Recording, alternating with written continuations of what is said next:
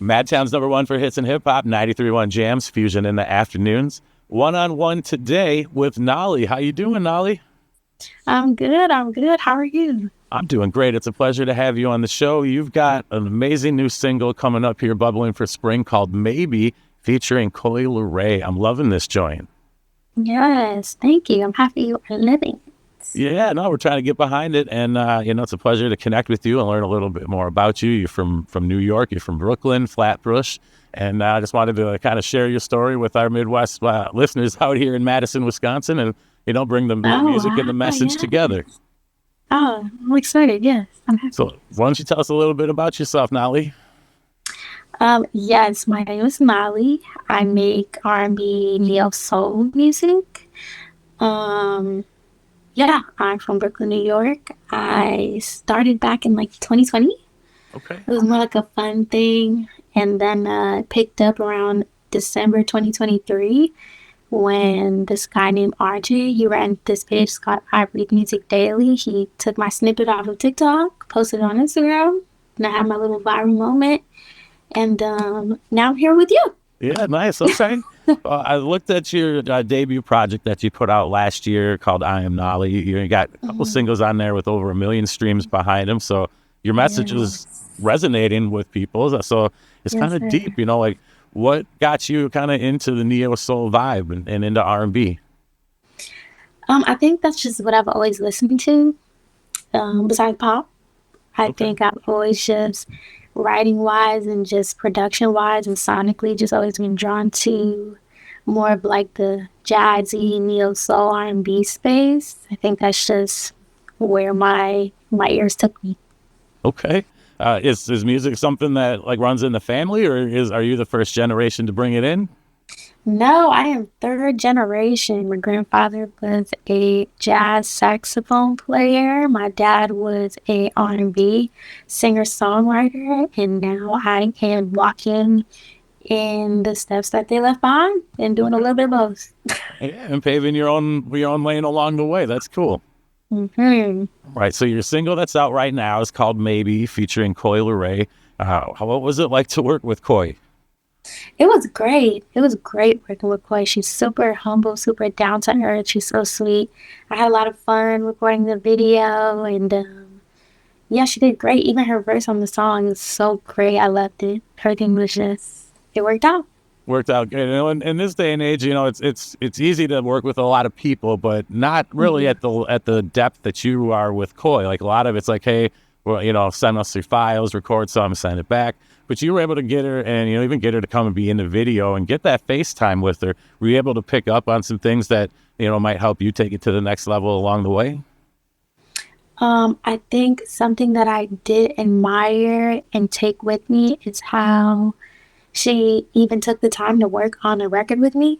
And it was just like, especially an artist at my level right now, I'm still not too small, but I'm still a small artist compared to her. Like, it's just, I think that is something I will take on in my career and my growth, and always remember that you're never too big to like extend your hand and work with people who are not in the same level as you. Yeah, well, I mean, I think that goes to really show more to her character too, and her level of artistry. Absolutely. Like she's really passionate about it. It's not just for the image. Mm-hmm. No, that's really cool. So, how did you cross paths with Coi? So I met her through Saint Haraway. Shout out to Saint. I met Saint at Republic, and he later went on to start his own label, Courtesy Of, and he signed me to Courtesy Of. And he previously worked with Coi, and I think he still works with Coi, and they're pretty close. So he was just like, I had made the song in LA. We did an LA trip to work on a few songs, and he was like, yo, Coi was sounding great on this record. And yeah, we had met. Me and her had met previously. She had popped into my release party. Okay. And yeah, so after that, he was just like, let's just put her on this record. And I was like, yeah, let's do it. Yeah, like, why not? Like, it doesn't sound like a bad idea. Right.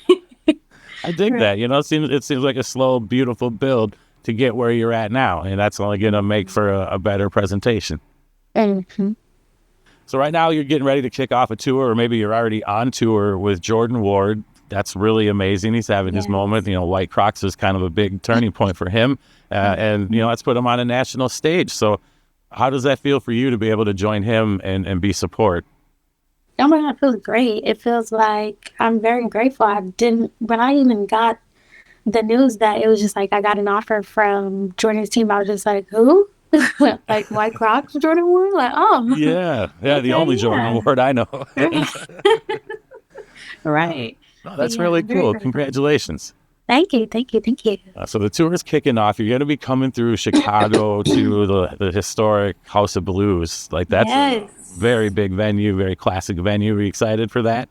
I am very excited. Very, very excited. I'm I'm ready. excited for you. I think it's going to be a great show. We actually have a pair of tickets here on 93.1 JAMZ that we want to give away in Madtown. And make sure that pair Nice. of people get to come down to Chicago and check out Nolly and Jordan Ward at the House of Blues. I think that'd be awesome. Yes. What can Yes. Madtown expect when they see you on the stage at the House of Blues?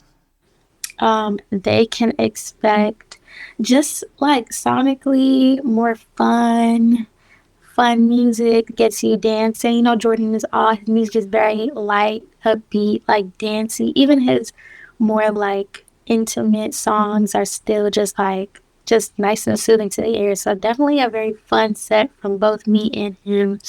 And yeah, it's come to have fun. All right, that's what's up. So if Madtown wants to learn more about Nolly, maybe get more of your music, kind of spiral in, how can we find you? So on all my socials, I am the original Nali on all socials, Nali on DSPs, Spotify, Apple, Tidal, whatever you have. I'm just Nali, Nali, and yeah, I'll be posting stuff about tour, and I'm excited to see who comes. Nice. Well, we'll get somebody from Madtown there, and I'll get the music video posted up on our website at madtownjams.com.